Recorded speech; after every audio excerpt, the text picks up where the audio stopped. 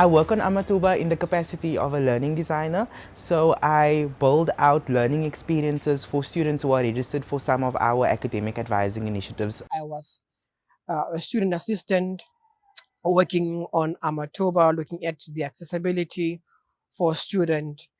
But now that I'm a training learning designer, I more focused on both student accessibility as well as the course convener or the lecturer um, accessibility.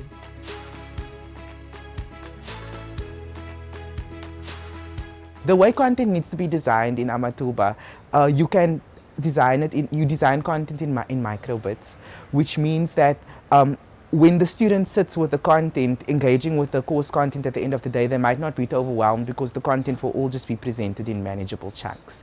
I'm taking back to where we come from as far as accessibility of LMS are concerns, learning management concerns, where students with disabilities could not access essential tools like assignments, rubrics, charts.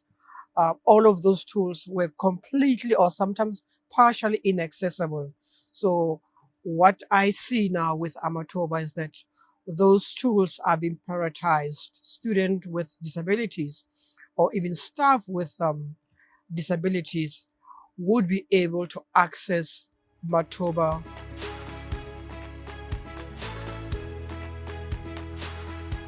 There might be one or two difficulties that a person who's new to the system, like anybody would experience. However, they must not just be afraid to speak and raise their concerns. There are so many resources that were built specifically for the purpose of, getting you going, getting you started on Amathuba.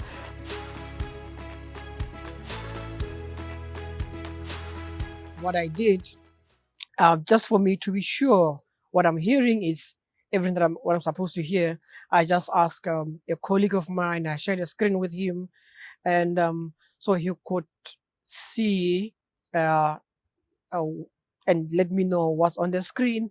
And I just went through with my normal navigation screen reader. When I first logged on to Amathuba, I was greeted with my legal or my government name and not my preferred name.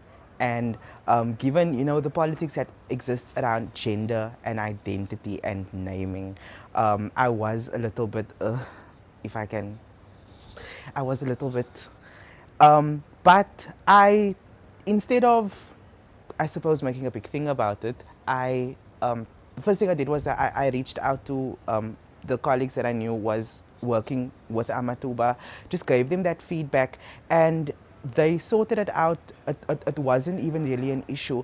When something is new, there's bound to be some challenges, but the feedback from the users are so important. When you give that feedback, all of the back-end things can be fixed so that the user experience is improved.